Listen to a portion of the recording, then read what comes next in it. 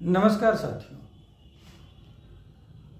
नरेंद्र मोदी सरकार हर मुद्दे पर विफल हो चुकी है। पिछले 10 वर्षों में नरेंद्र मोदी सरकार के पास एक भी ऐसा काम नहीं है जिसे वो बता सके कि हमने ये काम किया जिससे देश के सभी नागरिकों को लाभ पहुंचा।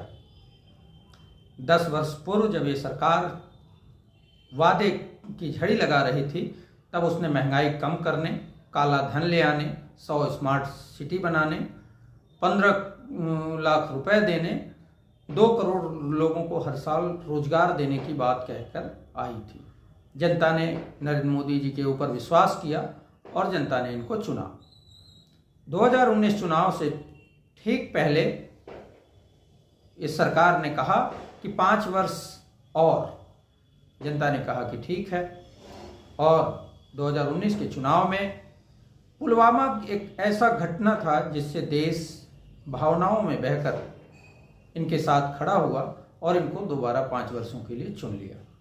जबकि तत्कालीन राज्यपाल सत्यपाल मलिक जी बताते हैं कि पुलवामा में सरकार की नाकामी थी, सरकार की विफलता थी, सरकार की उसमें भूमिका थी जिसकी जांच होनी चाहिए।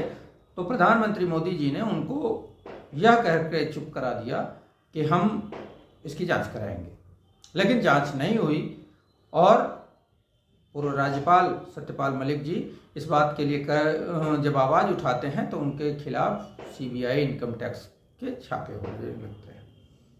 आज जब 10 वर्षों बाद प्रधानमंत्री मोदी जी कहते हैं कि मैं 5 किलो राशन पूरे 100 करोड़ लोगों को देता हूं और आगे 5 वर्षों तक और दूंगा, यह है मोदी की गारंटी। तो मोदी की 5 किलो राशन की गारंटी देश को नहीं चाहिए। मोदी ने 2 करोड़ लोगों को रोजगार हर वर्ष देने की बात कही थी। 10 वर्षों में 20 करोड़ लोगों को रोजगार नहीं दे पाई। इसके लिए मोदी को जवाब देना चाहिए। सवाल यह है कि नारी सुरक्षा का मामला उठाने वाले प्रधानमंत्री नरेंद्र मोदी के संसदीय क्षेत्र में बीएचयू आईआईटी में भाजपा के ही पदाधिकारियों ने बंदूक की नोक पर गैंगरेप किया, उसके लिए प्रधानमंत्री को जवाब देना चाहिए। पिछले 10 महीनों से मणिपुर जल रहा है, लेकिन मणिपुर की तरफ ना मोदी जी देखते हैं और ना ही मणिपुर का नाम लेते हैं। जबकि विधानसभा के चुनाव में मणिपुर जब मोदी जी गए थे तो उन्होंने कहा था मणिपुर से मेरा गहरा नाता है।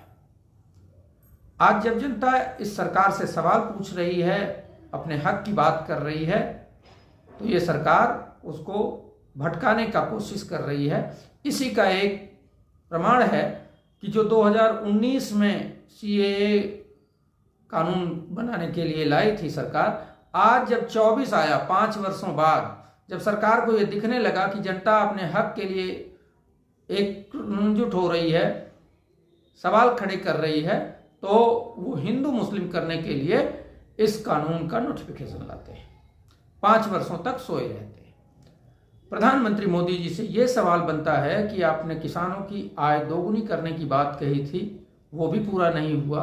और जो 2 वर्ष पूर्व किसान आंदोलन को समाप्त करने के समय आपने किसानों को भरोसा दिलाया था कि हम एमएसपी का कानून बनाएंगे, वो कानून भी सरकार नहीं बना रही है, आज तक नहीं बनी है। तो सवाल बड़ा खड़ा है कि ये सरकार जब हर मुद्दे पर विफल है तो ये सरकार किस लिए चाहती है कि हम फिर से हमको चुना जाए।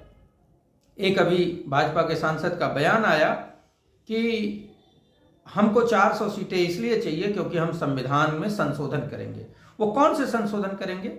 वो संशोधन वो होंगे जिसमें नागरिकों के अधिकारों का हनन किया जाएगा, लोकतंत्र को खत्म किया जाएगा, पूरे देश को अडानी और अंबानी के हाथ में सौंप दिया जाएगा। जैसे सभी संवैधानिक संस्थाओं को कमजोर किया गया है, सिर्फ और सिर्फ अडानी, अंबानी और बाबा रामदेव ही मजबूत हुए हैं। गरीब और गरीब होता जा रहा है, लेकिन अडानी, अंबानी और रामदेव की संपत्तियां दिन दुना रात चौगुना बढ़ती जा रही हैं।